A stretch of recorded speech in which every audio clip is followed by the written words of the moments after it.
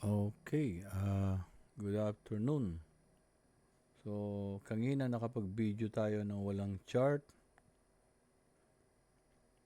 So, try nating mag-video ngayon.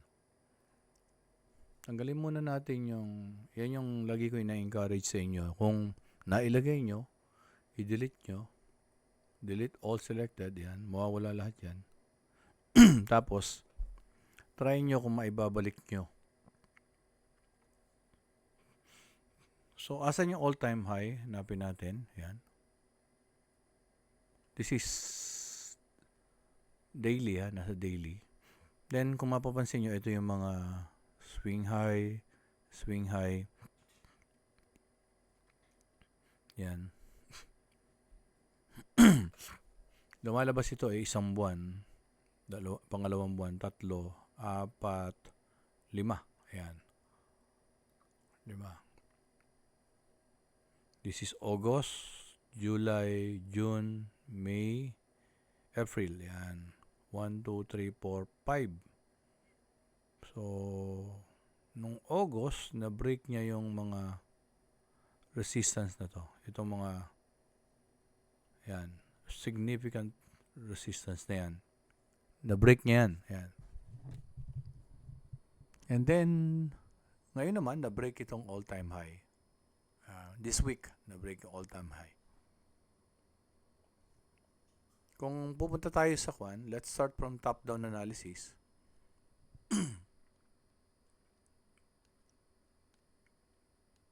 Punta tayo ng monthly. Monthly.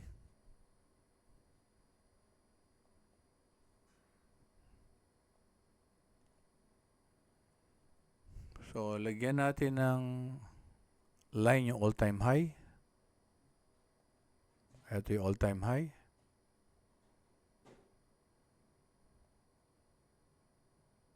So, kung mapapansin nyo, yung price is above the all-time high. So, ibig sabihin, na-break. Kaya lang kung titingnan nyo monthly, wala pang 50% yung pagkaka-break. Kasi hindi pa naman natatapos yung month ng September. Kaya lang, di ba yung month ng September, tingnan natin ha.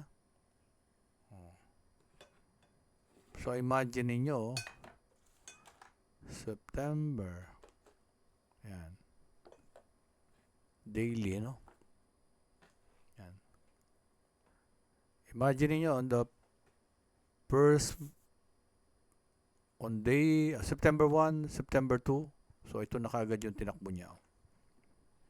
Around 1,100 o 97 pips. O, napakalaki.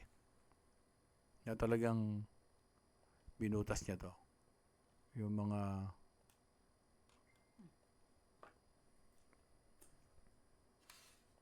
yan.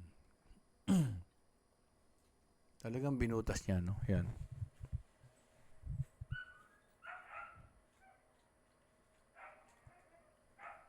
September 1, September 2. Yan, binutas niya talaga. Pwede naman natin lagyan ng resist ng line dito yan. As support. Kaya lang, eto na yung price eh. So, para sa akin, parang at the moment, useless na yan. Na-break na niya yan. So, saka na natin balikan yan pag yung price bumalik uli pababa. At the moment, talagang obviously, malakas siya. At titingnan nyo itong na to, no? Even before na hindi pa nabubutas yan, tinitingnan na natin itong price na to talagang, pag ganyan yung price, ang laki ng tendency na butasin. At nabutas niya. And bukod doon, binutas niya pa yung all-time high.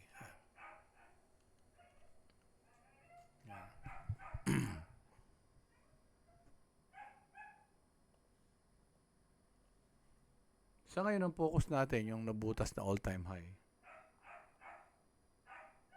I-adjust natin to. Yan, i-adjust natin. Itama natin mabuti to. Yan.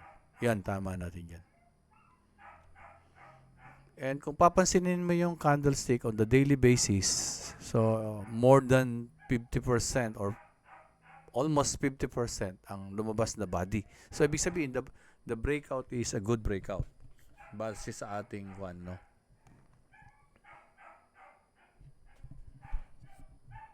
Kung bababa tayo ng lower time frame, at the moment nakikita natin parang yung candlestick is indecision. Kaya lang, di pa tapos yung araw na to, which is Wednesday. So, baba tayo ng lower time frame, for example, 4 hours. So, ayan siya.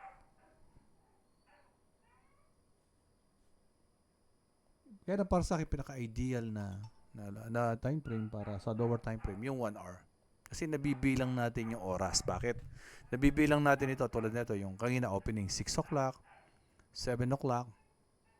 So, dito, dinidiscourage ko kayo na mag-trade kasi dito yung rollover, malaki ang spread. 6, 7, 8, 9, 10, 11, 12, 1, 2. So, alas 2. Kaya lang, tingnan nyo yung market kanina na nag-open. Diba? Tumaas, tapos bumababa. Kanina yung video na sinabi ko na hindi nakita yung chart, sabi ko doon is, I'll wait for the price na dito sa area na to. Yan, sa mga area na yan, or even this area. Kasi kung nandito yung swing low, this is low, higher low, higher low. So, most likely, magkikreate siya ng another higher low. Kung masusunod yung trend na uptrend, yung market structure na yan.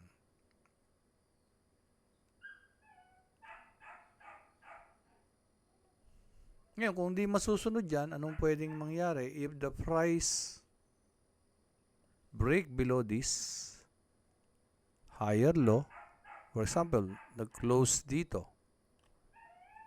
Yan. So, hintayin kong mag-retrace yan dito to create a series of high, lower high, and a new low, and lower low. This is the new low kasi dito, high, higher high. And then if this happen, this now low.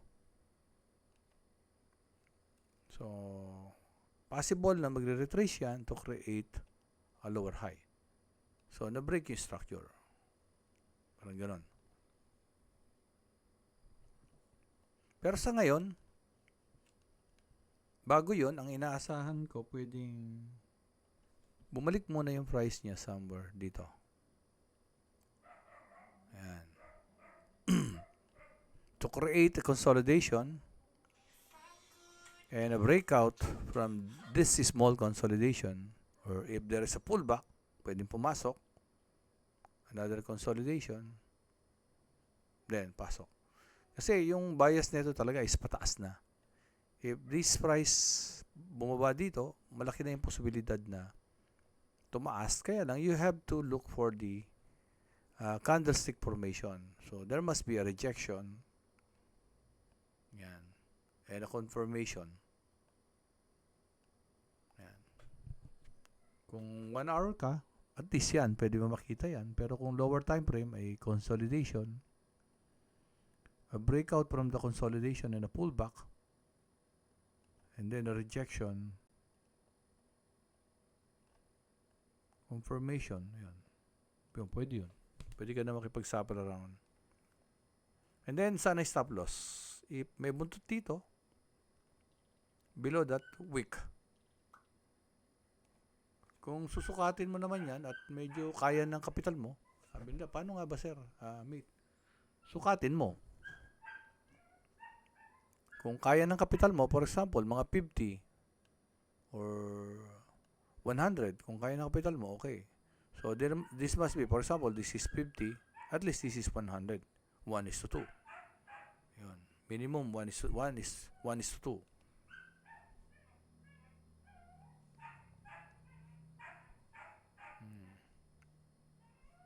Yan. So, tingnan nyo yung price. For example, dito. Ito. Pansinin nyo to. Diba? Usually, bababa. Medyo magka-consolidate. And then, usually on the New York, tsaka siya gagalaw. Same dito. Hindi magkamukha yung galaw, pero more on consolidation siya.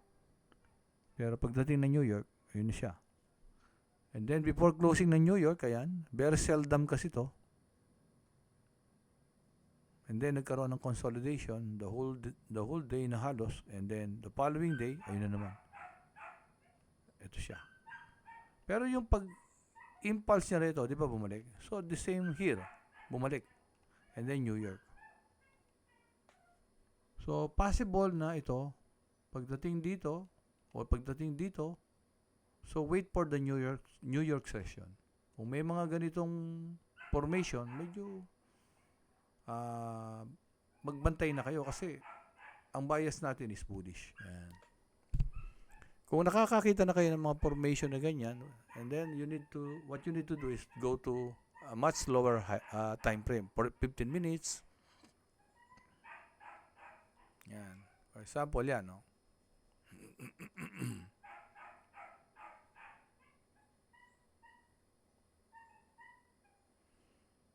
So, medyo antay kayo na ito, ayan, no? Sideways yan, no? Pwedeng yan ay bumaba muna. Ayan. Pagbaba niyan, antay kayo rito ng consolidation. Yung ibang malakas loob, pwede nang mag-buy dyan.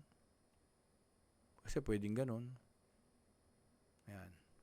Pero at least, anong bias nyo? Simply because of yung bias na bullish. This is now the high, higher high, higher high. So, pwedeng ito ngayon ay low, higher low, and another higher low. So, you need to wait yung candlestick dito, formation. And then, start reading the candlestick. So, this is for gold, you know.